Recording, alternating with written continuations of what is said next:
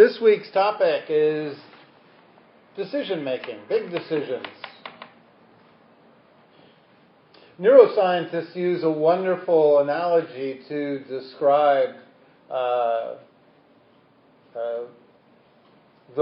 normal workings of the brain. They use the analogy of a monkey riding on the back of an elephant. And so the monkey is pointing here and there, and the elephant is galloping along. I guess that's what elephants do. They gallop. I'm deciding that right now. So elephants gallop, and they turn left or right, but the monkey takes credit and says, I wanted to go there. But it's really actually most of the time the elephant that is doing the steering, and it's only rarely that the monkey has any input. And this is an analogy for the relationship between the unconscious, which is the elephant, and the conscious mind. We like to believe that we're running the show, making our decisions in life, but very often without a great deal of observation, awareness, and practice. Most of the time, the process of the decisions we make are actually being done by processes well below the level of conscious awareness. So the way it works, and the Buddha was amazingly savvy to this, it really, the Western discovery of this was around 1900. William James was the first who really proposed the deep workings of it, and of course Freud also developed a very rich theory of the unconscious. But James noticed that most of the time when we react in life, the body has already started to have a reaction before the conscious mind is aware of what we are doing. So the process works like this, and I'm going to give you a very, very rough overview of it. From the moment you're born, and pretty much, let's say, starting around 2 to 3 months of life, well before you've acquired any language, any ability to communicate with words, well before you've developed any narrative long-term memories, in terms of conscious memories, you are, however, wiring the midbrain up with a very, very simple mechanism of I like this and I don't like that. So everything you experience that has any noticeable import or influence on your life, you code that in a part of the brain called the amygdala, and basically decide, well, from here on I'm either going to gravitate towards this thing or gravitate away from that. So the earliest versions of this is an infant will be with its caretaker, and it will, from very early on, we have the fusiform gyrus, which reads other people's expressions, glances. It's so fast it can read pupil dilation, it can read body language, and so an infant is monitoring its mother to see how attuned it is, and under which circumstances the mother becomes more available, and under which circumstances the mother pulls away and loses interest. Very shortly on in life, an infant realizes that when the mother smiles, when she sustains her gaze, when her body softens, when all different other physiological events occur, the mother is basically indicating, even though she's doing it unconsciously, the mother is indicating that she's attentive, available, she's securely connected.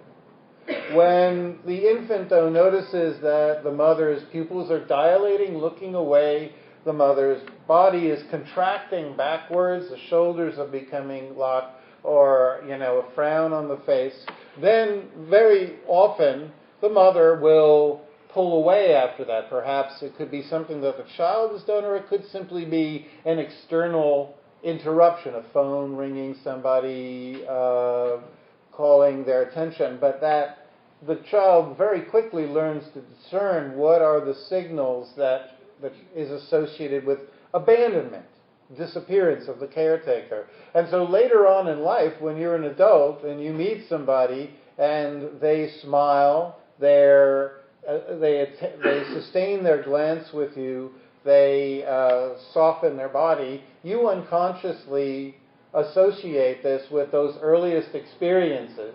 All of this, again, is being done unconsciously. But you know that that's an indication that the person is attuned to some degree with you and is going to listen, be attentive, going to be present. On the other hand, if you see the telltale signs of somebody pulling away, looking hither and yon, their body stiffening, their pupils dilating or whatever, you might, the eyes, or the face looking away, you will begin to be suspicious, and your body will create tension that will let you know, hey, we're not too sure about this fellow up there with the weird tattoos and the glasses and all that, or we like the way this very strange-looking Buddhist teacher looks. So all this is giving you unconscious primes. It's called in clinical psychology. You're being primed to like or dislike. Now, it's not just facial expressions and behaviors that we begin to use as primers. We also use all different kinds of situations, events, people, places, things. So, for example, to use some from my own life, because, hey, I know that pretty well. So,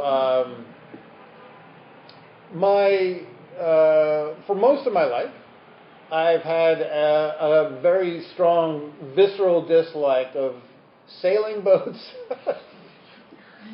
and skiing and soup. I really don't like soup that much. Soup.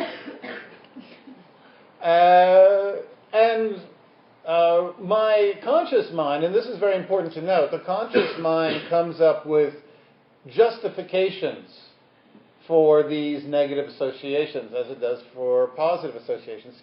So I came up with all these stories. Skiing is for rich people, a terrible, stupid sport where you glide into trees and lose your life, and it's meaningless. And sailboats are purposely risking your life in water and whatever. I'm sure I had a lot of other reasons. And then also soup, not a real food, blah, blah, blah, blah, blah. But towards the end of my mom's life, when we were hanging out a lot, at one period when I was getting to know her much closer and spending a lot more time with her when she'd become ill, she told me stories of very early childhood where it was very clear that my parents once had a terrible argument, and my dad threw a huge bowl of soup across the table, which exploded against the wall. Whenever my dad would drag my mom and me to go on the sailing boat he made, I would cry because he wouldn't allow me to bring my little child toys. And there was skiing I just hated. Anyway, no, but he used to drag me to do that too. So,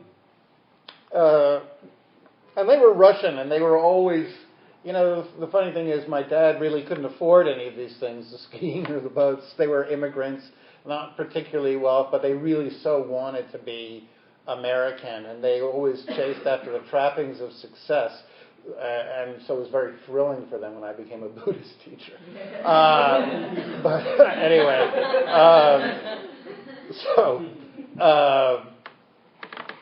but anyway, I hated it, but they would force me to do it because it was like associated with the trappings of becoming an American. So actually, all the reasons I came up for why sailboats, soup, and skiing were bad was just simply justifications that my left hemisphere came up, the monkey came up to justify what the elephant had decided from childhood, which were these early associations of negative interpersonal experiences that I no longer recalled, had deeply tagged all those things as bad, stay away from them. So when I encountered them again, I would come up with, reasons to justify my aversion. And we do this all the time. If you want to read about it, there's a terrific book by the NYU neuroscientist Joseph Ledoux, Ledous, called The Emotional Brain. And it talks about all these different examples of how we unconsciously tag things and then go back retroactively and try to justify why we believe these things are bad. We always gravitate towards things we've seen before because that suggests safety to us. So if you show somebody in the blink, a very subconsciously quick, fast shot of somebody's face that they can't consciously register, but they unconsciously register it, and then you show them 6 photographs, they will always prefer the person whose face they've seen before. Even though when you ask them why, they'll come up with some ridiculous reason. Well, I just like the sweater they're wearing, etc. Now, the same thing works for positive associations. My first really successful interpersonal experiences as a young kid were with the other druggies. Even before I used drugs, people just assumed I was a druggie, and so they didn't want anything to do with me. So when I finally encountered some other druggies, and they sort of accepted me, and then they gave me some pot to smoke, I associated pot with happiness, togetherness, being connected with other people. The problem is I've become a paranoid wreck 40 minutes later. So from that point on, throughout for the next 15 years of my life, I would, whenever somebody would offer me pot, I go, "Why, yes, thank you very much." And then 40 minutes later, I'd be, "Damn it! I'm only good for watching Mary Tyler Moore reruns now." I'm a block away from home and I'm too paranoid to walk it. But still, I made that positive association. So we can make positive associations. This is why when people are stressed, by the way, they eat comfort food. Because comfort food is generally the food that we ate when we were children. Macaroni and cheese, whatever, Nutella, And when we're under stress, we tend to lose all conscious override altogether, and then we totally revert to what the Buddha called Vedana, unconscious associations. We let that drive the show entirely. Fortunately for us, we do have the ability to consciously override. Our monkeys are not completely hopeless. If they see the elephant is about to steer them off of the cliff, they can grab hold of the elephant's ears and I'm going too far with this analogy, but they say, "Stop! This is terrible." And so we have actually, after your urges go from the amygdala through the cingulate, they actually pass through a region called the orbital frontal, which you can override, and that will tell you, well, this is a bad idea, what we're about to do. An example I used, I think, yesterday was, you have a roommate, and they leave the towel on the floor of the bathroom, and that kind of irritates you, and so you might think of kicking them in the shins or spiking their soy milk. I don't know why would you do that? I have no idea why you do that. That's just terrible. But anyway, so you might not have any experience with that, so you won't have any Vedana, or you might even have positive Vedana at the idea of getting even, or killing your roommate. Hopefully you're not sociopathic, but you'll run that idea past your orbital frontal if you're not under too much stress, and your orbital frontal region will say, "No, that's a terrible idea. Then I have to dispose of the body. I have to find a new roommate. It's difficult to pay the rent. Plus all those precepts, the things that they talk about in my Buddhist class. It's a mess. So I won't do that. So we do have some conscious override. Now, the important thing to note about this is that a lot of times these underlying unconscious associations, what some people call intuition, gut feelings, they can be very, very, very, very wrong. So bear that in mind. In this country, people love to put out those little Facebook memes, the images that come up. They're big squares. They have a flower. They have a flower and a butterfly, and then in some very beautiful handwritten font, follow your bliss wherever your bliss wants. Be who you want to be. Just follow your gut. And let your gut lead you where your bliss, whatever. I can't even do that. But as we've seen, actually, that is not the way to make decisions. As I was saying, for every person who met somebody, fell in love, 2 days later went to Las Vegas to get married, and then 4 days later had it annulled. Yes, I'm talking about Britney Spears. But that was somebody following their gut. That was somebody following their intuition. Nobody said to them, hey, this is a great idea. It wasn't even a working of their rational mind. It was simply they were following their gut. They were following their craving. So we loved the idea that we can somehow simplify our decision-making process by simply following these underlying core Vedana, intuition. But actually, the Buddha, in fact, urged people not to use that as their process. So what happens in life is very often big decisions, important events, big opportunities, they always involve some risk. Whenever we're doing something that could be an opportunity, whenever somebody presents us with, for instance, a new job possibility, leaving our old job, or moving to an exciting new place, California, where everyone is happy and beautiful and everybody makes a lot of money, they all have a startup, and I'm a savvy New Yorker. I could go there and clean up because they're slower than me. So, every new opportunity in life, there's always going to be risks.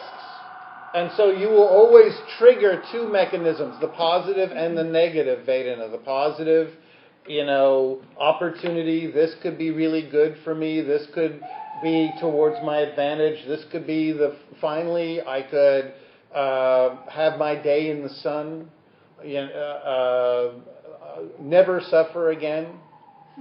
And then there's also the risk part it will trigger. It will trigger, oh no, I won't know anybody. What if I can't find that magical job? What if there's an earthquake there? I don't know. But anyway, there's leaving everything we know, going into the unknown is risky. And so we will always trigger with every opportunity in life and every big decision, we will always have both positive underlying feelings, negative underlying feelings, and what will happen is your left hemisphere will go nuts trying to figure out which to go with. That's when we wind up with the court case in the mind, with the two lawyers arguing it out in the middle of the night, 4 a.m. Should I move? Should I not move? Should I move? We should move. It's a great idea. Somebody said every day is beautiful out there. No. I finally have got some friends here. I found, a Buddhist community. I don't know anybody there. It's a terrible idea. No! And so back and forth they go. And what happens is the brain looks for a compelling enough reason to either placate all of the fear and make it go away, or get rid of, override all of the opportunity, craving, desire part of the equation. Unfortunately, the underlying unconscious reactions do not follow logic or language. They simply know that two images have been put in front of them, moving or staying, and they're reacting to that. They react to very, very simple single impulses, but because we are living in the linguistic left hemisphere of the brain, we tend to believe that if we come up with a perfect logical reason, if we just can think it all through and come up with every negative possibility that could possibly happen so that we could prepare ourselves, that will placate the underlying stressed, tight, moving back and forth between craving for change and fear of change. Back and forth they go. And the attempt to logic, come up with a reason, come up with a compelling line of arguments to make all this go away will never work. Somebody can offer you the perfect business opportunity, investment, whatever, and if you try to logic it out in a way that will make this go away, it will never, ever work. So part of the process of making the decisions is actually holding fear, holding desire, allowing them to arise, being with them, but not allowing them to determine what we do. The big decisions in life should not be determined by the elephant, although they're lovable creatures. Don't get me wrong, I love elephants. But we don't want these things or trying to get rid of feelings, intuitions either, because that will keep you up at night. That will keep you locked in that inner courtroom case that keeps you going forever. And if you simply go with your gut, you're simply throwing the dice. And you're basically basing a huge decision in your life on very early associations that you've made in completely different instances that have nothing to do with your big decision. So both approaches are not really going to help. So the first way we hold the fear is by simply opening to it, locating it. In most cases, if it's a big opportunity or change, it's going to be in the stomach, or it's going to be here in the chest, or maybe in the throat. So we open to this area of the body, and we just hold the image of, okay, moving, what does that bring up? Or quitting my job, what does that bring up? Feel the fear arising, feel the excitedness, the wanting to do it arising, and we just hold it, and we say, it's okay, you're allowed to be there. I'm allowed to have these reactions. I'm allowed to go into a new city or change in my life. I'm allowed to bring my fear with me. I don't have to get rid of my fear. If I stay put, I don't have to get rid of my excitedness and my desire for change. I can be with that too. When we hold it, when we create a safe container where we're not trying to push it away, argue with it, live up in our minds, live up in the thought realm, when we're embodied, we can actually create enough space. And then what we can do over time is we can use metta.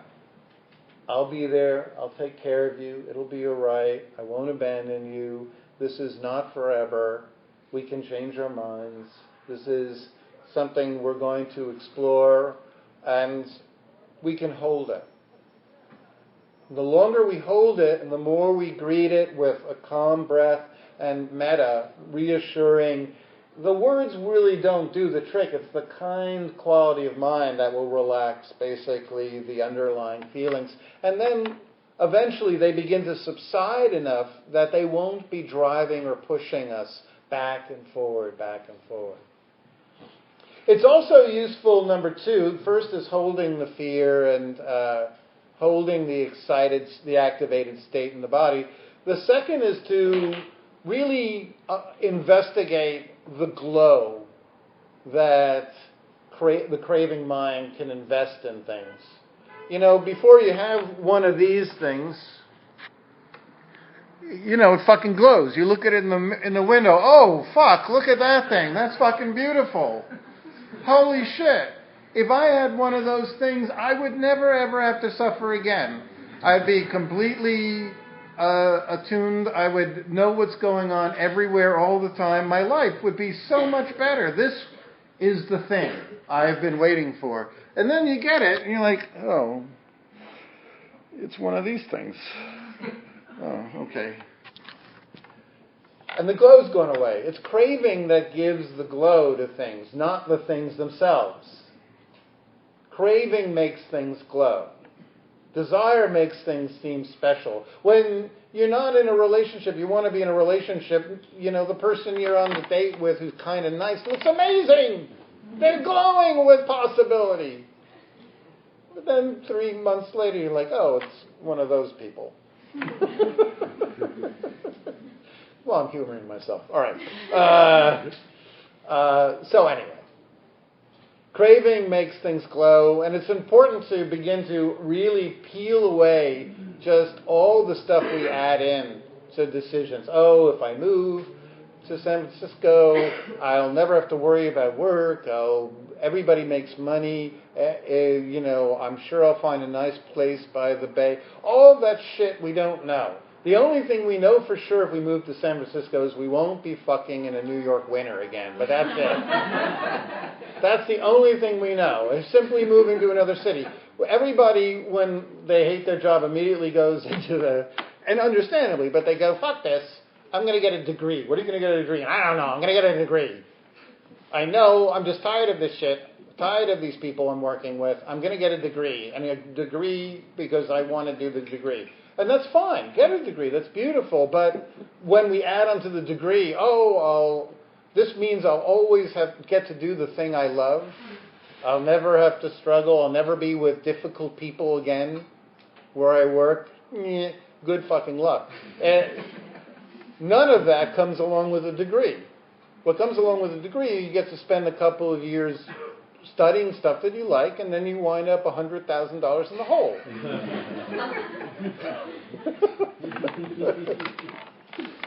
You can do that. That's great. I love that. But I'm just saying, don't mistake the shit. Don't mistake we add on these payoffs. Oh, it'll be so great.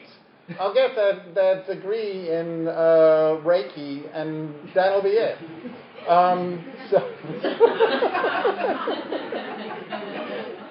So trim that away. Then what we can do is we can also trim away the drama that we add on, because the more drama we add on, the more Vedana that gets kicked up.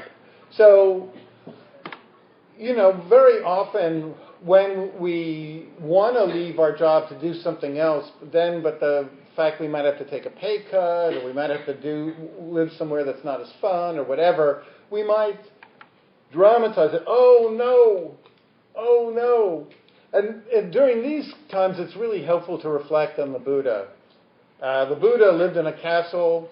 He saw the fact that everybody gets to grow old, sick, die. We all have frustrations. And he saw that all of the shit at the castle wasn't going to help him at all. And he said, you know what? I'm out of here. I'm going to search for happiness and live as basically a mendicant, somebody who just lives off of the donations of other people. And so that would have been pretty fucking scary, right? I mean, that's a scary thing to do. If you don't remind yourself that the Buddha said that the only things we really need to be happy outside of our spiritual practice, the only things we really need is enough food, enough shelter to keep us warm, enough clothes to keep us warm, and medicine to keep us healthy. And we probably don't even need the clothes as much as we wear them, but nobody wants to see me giving these talks naked. So I'm better off with all 4. You're all young, you can do with 3 out of 4. That's not so bad.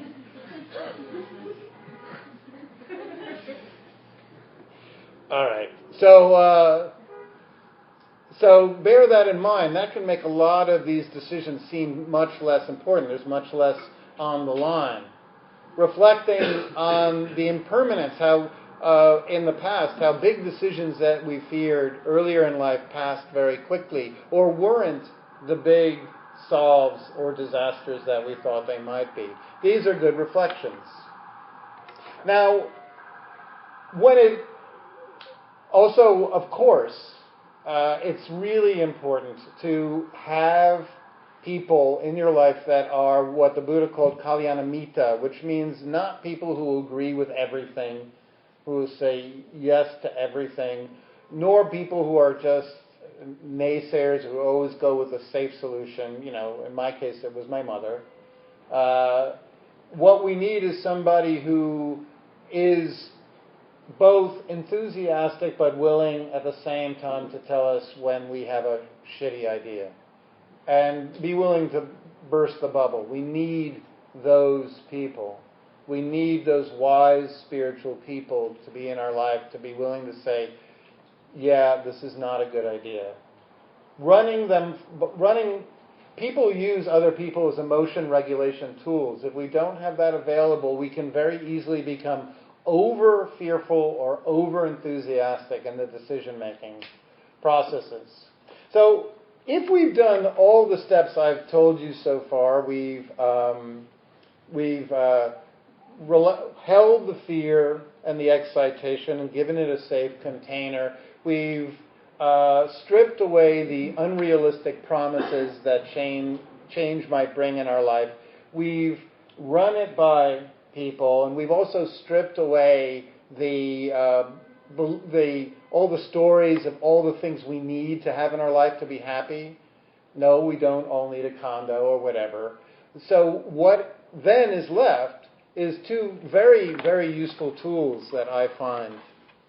The first is reflecting over the course of our lives, looking back up until maybe the last year. When you review your life, what are the choices or actions that you feel the greatest sense of esteem and worthiness from?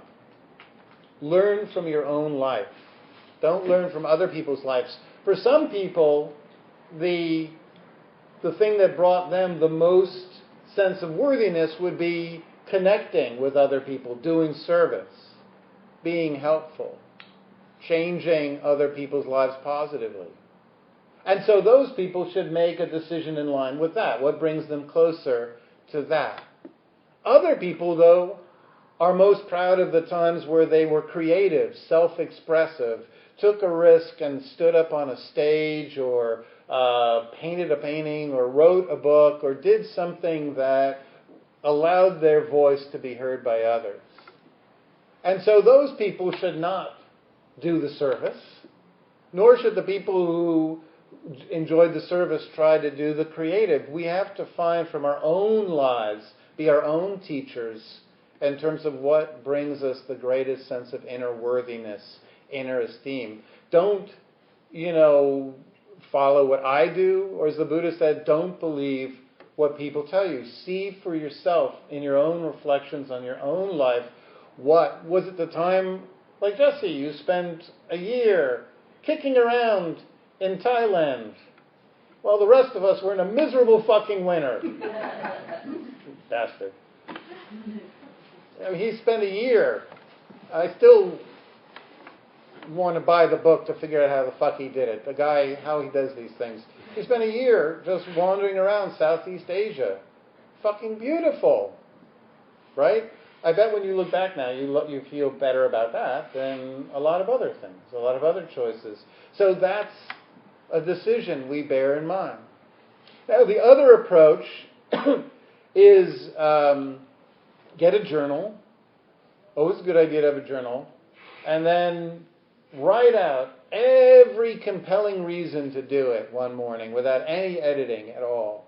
Just write it all out. Just write out every good reason to to move to Las Vegas with that new girl or guy you met, to get married and roll out your 401k and buy a place with somebody you don't know that well and just write it all out, and then wait a couple of days and then write out all the reasons why that's a terrible idea. And then wait a week. Go back, and rather than looking at the reasons, don't look at the reasons, you already know that. Look at the quality of voice that's justifying the decision versus telling you not to do it. One of those voices is going to be a better friend. One of them is going to be more compassionate. One of them is going to be more on your side. One voice might say, you deserve to be happy, so stay, or you deserve to be happy, so leave. Go with that voice. Don't go with the voices that come up with the most scary reasons. Because if you think hard enough, you can always think of scary reasons to do something and not to do something. Just look at the emotional quality behind each of those voices and ask, which of those voices is a better friend of mine? Which voice do I want to empower? The voice that wants to explore, or the voice that wants to stay put and work harder at something? They're both, either one could be legitimate, but you have to yourself determine that. So I thank you for listening. I hope that there was something worthwhile in there for your reflection. I'm going to turn off this.